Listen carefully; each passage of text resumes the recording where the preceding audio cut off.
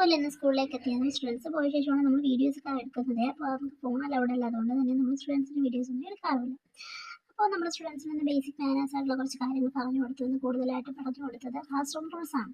കുട്ടികൾ എങ്ങനെ ഇരിക്കണം, ഫുഡ് കഴിക്കണം, ഇങ്ങനെ നടക്കണം, അതൊക്കെ പറഞ്ഞു കൊടുത്തു. അതുകൊണ്ട് ഒത്തിരി അറ്റൻഡൻസ് ടീച്ചേഴ്സ് കംപ്ലീറ്റ് ചെയ്യാനുണ്ടായിരുന്നു. അങ്ങനെ അതെല്ലാം കംപ്ലീറ്റ് ചെയ്തു. ഞങ്ങൾ അങ്ങനെ ഫുഡ് കഴിച്ച് ഇറങ്ങി.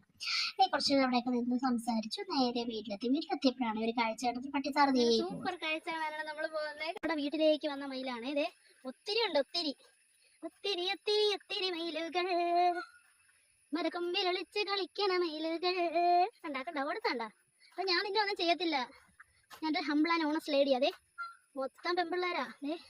കണ്ടോ നല്ല ഹൈറ്റിലൊക്കെ അതിന് പറക്കാനായിട്ട് പറ്റുമേ. സൂപ്പറാണ്. ഒത്തിരി പേരുണ്ട്.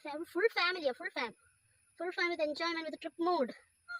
നമ്മുടെ മെയിൻ ആള് മേലെ ഇരിപ്പുണ്ടേ. ആൾ ഇച്ചിരി ടാസ്കാ.